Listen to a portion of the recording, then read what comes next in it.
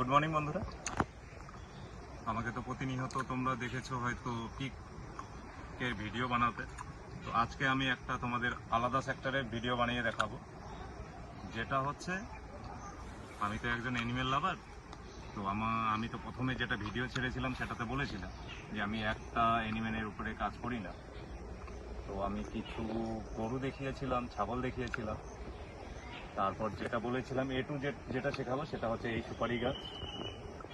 তো আজকে আমি তোমাদের এই যে এই ঘাসটা লাগানোর একটাই হচ্ছে কারণ, আমার হচ্ছে 20টা অ্যানিমেল আছে, যেটা হচ্ছে গরু, তার মধ্যে 12টা আছে গাই।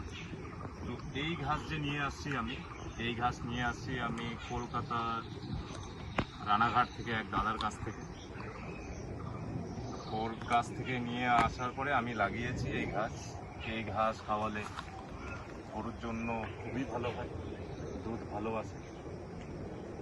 তার সাথে সাথে সুপারি গাছ লাগিয়েছি। সুপারি গাছের গ্যাপটা আছে আমার একটা কম করে হলো 8 ফুটের উপরে। তো 4টা সুপারি গাছের মাঝখানে একটা করে গাছ আমি লাগিয়েছি। তো এই ঘাস এখন আমি কাটিং করব, কিছু কিছু ঘাস ছেড়ে দেব, যেটা হচ্ছে এর থেকে পরে আমাকে যাতে বিচন হয়ে যায়। তো বন্ধুরা, তো এটা তো জুন মাস, খুব জঙ্গল হয়ে গেছে। তো এই দা নিয়ে আসছি, পরিষ্কার করব আর ঘাসগুলো একটু কাটবো। তো তোমাদের বলতে চাচ্ছি, এই ঘাস তোমরা লাগাও। এই ঘাস লাগালে তোমরা সহজে গরু ছাগল পালতে পারবা। এই ঘাসে খুবই ভালো রেজাল্ট। এই ঘাসে 80% যে গরুর যে দুধের ক্ষমতা সেটা বেড়ে যায়। আর এই ঘাস যদি আপনারা সুপারি বাগানে লাগান, তাহলে গরু নিয়ে বেশি আপনাদের ঝামেলা হবে না, যেটা খাওয়ানোর জন্য এই ঘাস কেটে কেটে আপনারা খাওয়াতে পারবেন। এই ঘাসের নামটা হচ্ছে স্মার্ট নেপিয়ার ঘাস। তো এই ঘাস একটা যদি গাছ লাগান আপনি, একটা যদি কলম স্ট্যাম যেটা আমরা বলি সেটা যদি লাগান, তাহলে দেখতেই পারতেছেন কত বড় হয়। একটা কাটলে অন্তত পক্ষে 2 থেকে 3টা গরুর জন্য হয়ে যায়। তো আর বেশি কিছু বলবো না, আমিও একটু কাজ করি। তো বন্ধুরা, যেটা বললাম তোমাদেরকে, আমার এতগুলো অ্যানিমেল আছে। তো কয়েকটা গাই আছে যারা দুধ দিতেছে। তো ঘাস কাটিং করব আমি এখন, তো দেখতেই থাকো।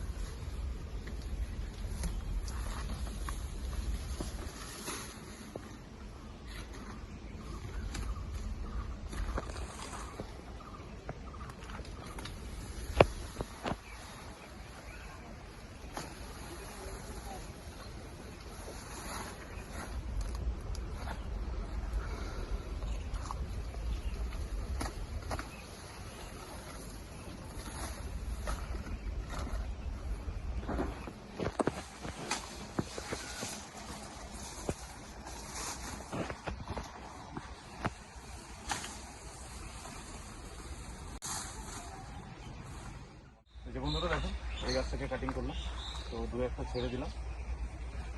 তো এখন আমি এগুলোকে বাড়ি নিয়ে যাবো।